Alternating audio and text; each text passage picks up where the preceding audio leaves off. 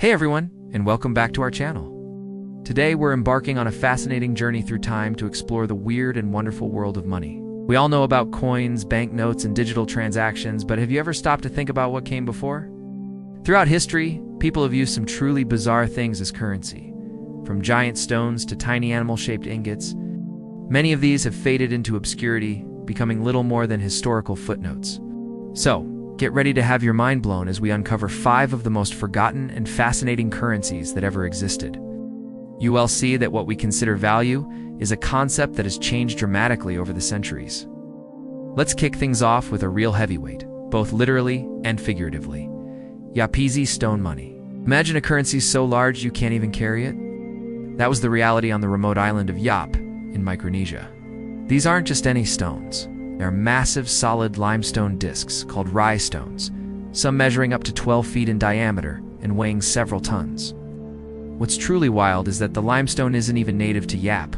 The islanders had to undertake dangerous sea voyages, traveling hundreds of miles to Palau to quarry these giant stones and then transport them back on rafts. The value of a stone wasn't just based on its size. Its story was equally important. Who carved it? How difficult was the journey to bring it back? Did anyone die during the expedition? All these factors added to its worth. And here's the best part, because they were so heavy, stones rarely moved. When ownership changed, everyone in the village just collectively remembered who owned which stone. There's even a story of a stone that was lost at sea during transport, yet it was still considered valid currency because everyone knew it existed and who it belonged to. It was a system built entirely on oral tradition and communal trust, making it one of the most unique monetary systems ever devised. It really makes you rethink what money actually is. Is it the physical object, or the shared agreement that it holds value? The people of Yap would argue it's all about the story and the trust. Next up, we're heading to medieval England for a form of currency that's a bit more down to earth, or should I say down to wood. Let's talk about tally sticks. This might sound like something straight out of a fantasy novel, but for over 700 years, from the 12th century until 1826, the British government used notched pieces of wood to record debts and payments.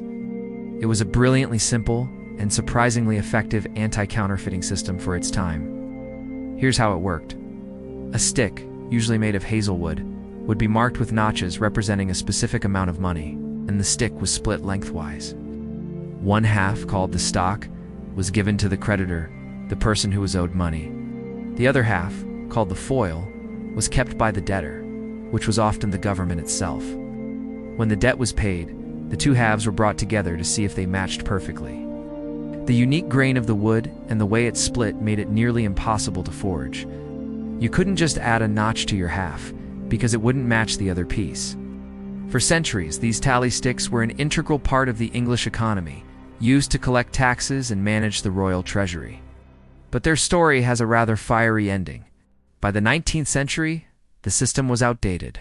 The government was left with a massive surplus of old tally sticks stored in the cellars of the Houses of Parliament. In 1834, 2 officials were tasked with getting rid of them. Instead of disposing of them carefully, they decided to burn them in the furnace right under the House of Lords. The fire got out of control, and the resulting blaze completely destroyed the original Houses of Parliament. It's a pretty ironic end, isn't it? A system designed for financial record-keeping ended up burning down the very institution it served. From wood in England, we travel to West Africa to look at a currency made of iron, the Kissy penny. Used primarily in Sierra Leone, Liberia, and Guinea, these were long, thin iron rods, typically with a T-shaped end called a linger ear on one side, and a flattened end like a spatula called a kodo, or foot, on the other. They weren't just simple pieces of metal. They held deep economic and spiritual significance. In everyday life, they were bundled together in specific quantities, usually bundles of 22, buy goods like cloth, cattle, and even pay bride prices. A single Kissy penny wasn't worth much, so for larger transactions, you'd need hundreds or even thousands of them carried around in large bundles. But their role went far beyond the marketplace. The Kissy people believed these pennies had a soul. If one of them broke, it was considered dead and lost its monetary value. It could no longer be used in transactions. However, it wasn't worthless forever. Special ceremony could be performed by a zoe, a traditional priest, to reincarnate the broken penny by reattaching the pieces, thereby restoring its soul and its value. Kissy pennies were also used in rituals. They were placed on graves to accompany the dead into the afterlife, acting as a sort of spiritual passport. They were also used to seal oaths and finalize contracts. This fusion of economic function and spiritual belief makes the kissy penny a remarkable example of how currency can be woven to the very fabric of a culture, representing not just wealth, but life, death, and social bonds. It's a powerful reminder that for many societies, money was never just about cold, hard cash. Now, let's venture into Southeast Asia, specifically the Malay Peninsula, for a currency that's as charming as it is unusual. Between the 15th and 18th centuries, this region used what's known as tin animal money. Instead of boring, uniform coins, their currency came in the delightful shapes of various animals. The most common was the crocodile, which was a powerful symbol in local folklore, representing strength and danger. But you could also find tin money shaped like roosters, fish, tortoises, and even grasshoppers. These weren't just crude lumps of metal. Many were intricately detailed, showing that craftsmanship was just as important as the material itself. Each state or sultanate often had its own preferred animal design, making them a form of regional branding. For example, Selangor was known for its crocodile ingots, while Perak and Kedah were famous for their rooster-shaped money. The rooster, or ayam in Malay, was a symbol of courage and was also popular in cockfighting, a major pastime. These tin animals were used as a standard medium of exchange for everyday goods in local markets. Imagine going to buy your groceries and paying with a handful of tiny tin crocodiles. It's a far cry from tapping a credit card. The shift away from this unique currency happened gradually as European colonial powers like the Portuguese, Dutch, and British introduced their own standardized coins. Slowly but surely, the animal ingots were melted down or fell out of use, replaced by more modern forms of money. Today, these little tin creatures are prized by collectors as beautiful artifacts that offer a whimsical glimpse into the rich and artistic history of the Malay archipelago. Finally, we're going to rewind all the way to ancient Greece to talk about a currency that shaped the Western world, the Athenian drachma. While some of the other currencies we've discussed are quite obscure, the drachma was one of the most powerful and influential coins in history. First minted in Athens around the 6th century BCE, the silver drachma quickly became the dominant currency of the ancient Greek world and beyond.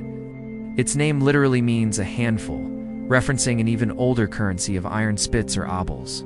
6 obols made 1 drachma, what made the Athenian drachma so successful. Consistency and purity.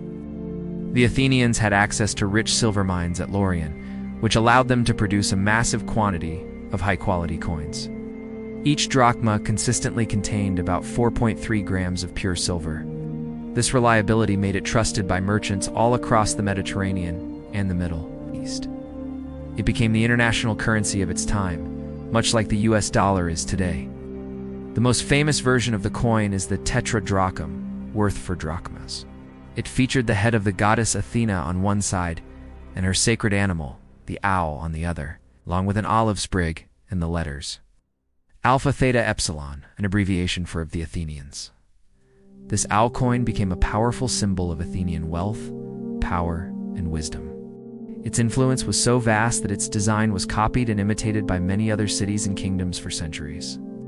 The drachma remained in use in Greece in various forms for over 2.5 millennia, right up until Greece adopted the euro in 2001, making it one of the oldest continuously used currency names in the world. It's a testament to the enduring power of a stable and trusted form of money. So there you have it, from giant stones that stayed in one place to wooden sticks that accidentally burned down a parliament, and from soulful iron rods to whimsical tin animals. Looking back at these forgotten currencies does more than just satisfy our curiosity. It reveals something fundamental about human nature and the concept of value. Money isn't just an economic tool. It's a cultural artifact. It reflects what a society believes in, what it fears, and what it holds sacred.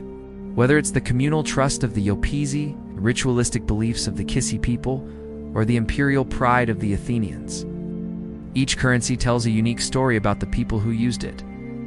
It shows us that value is ultimately a shared agreement, a story we all decide to believe in. What stories will our current forms of money, from paper bills to cryptocurrency, tell about us 1,000 years from now?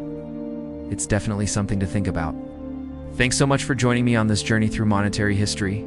If you enjoyed this video, please give it a thumbs up, and don't forget to subscribe and hit that notification bell so you won't miss our next adventure. Let us know in the comments which of these currencies you found the most fascinating. See you next time.